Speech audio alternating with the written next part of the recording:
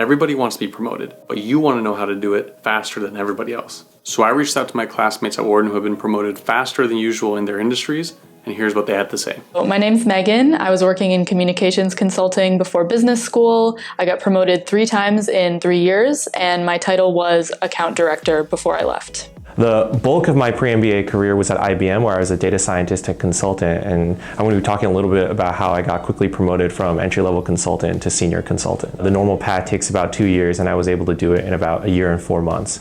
I left the military after 6 years. I was a captain, a commander, so you can make it equivalent to a manager. I didn't expect to be promoted very quickly because I was new to the private sector, and usually people get a promotion in the firm after 2 years. So I joined as an analyst, but within 6 months, I was called to the CEO office and he offered me to become the team's manager. I would say the most important thing is to have a strategy going into the promotion cycle. And in my experience, if you're trying to have the conversation for the first time with your manager during the promotion cycle, it's already too late. The number one thing that I did to get promoted quicker was to make it very known from the beginning that that was something that I was shooting for. It's really more of me saying that, what does the next level look like? What do the next level's responsibilities look like? And can I take on some of those responsibilities, taking on that work, and having frequent check-ins with my manager to see if I was on track. And so naturally, when it came to a promotion cycle, which was not necessarily going to be mine,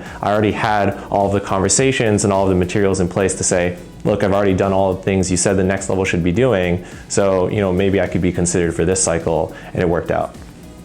If I really volunteered and pushed myself to work with harder clients and on more high-profile clients, it was something that gave me a lot of ammunition going into the promotion cycle to talk to my manager and really point to concrete things that I had done. You always need to show that you are willing to go beyond the scope that is expected of you. And when you do that and you do it effectively, then you encourage your supervisors, and in this case, the CEO of the company, that you are the right material to manage the team, rather than just being an analyst. Another trick that I used was writing down whenever I did something that I felt would potentially be worthy of bringing up in a promotion discussion. So that way I wasn't scrambling at the last minute to figure out and try to remember what I had done 8 months prior, because I had kind of a running list of everything that I had been working on and all the value that I felt like I was bringing to the table. By having the ability to go to your supervisor, talk to them about improving things, improving processes,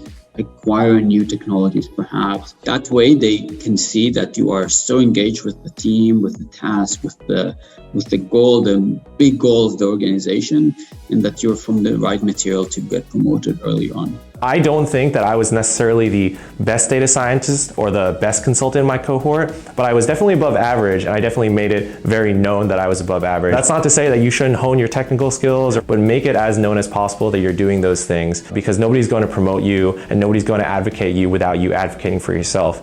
I went to a data analysis course that wasn't required outside of work to make sure I get acquainted with more quantitative data analysis, because I did not have those tools acquired during the military. I tried my best to have FaceTime with him, which wasn't always the easiest thing to do. This was a consulting organization, and I wasn't necessarily always staffed on the same project. Just setting in more constant check-ins was something that really helped build rapport, so that when I finally made the question about getting promoted early, it didn't feel awkward. It didn't feel like it was coming out of nowhere.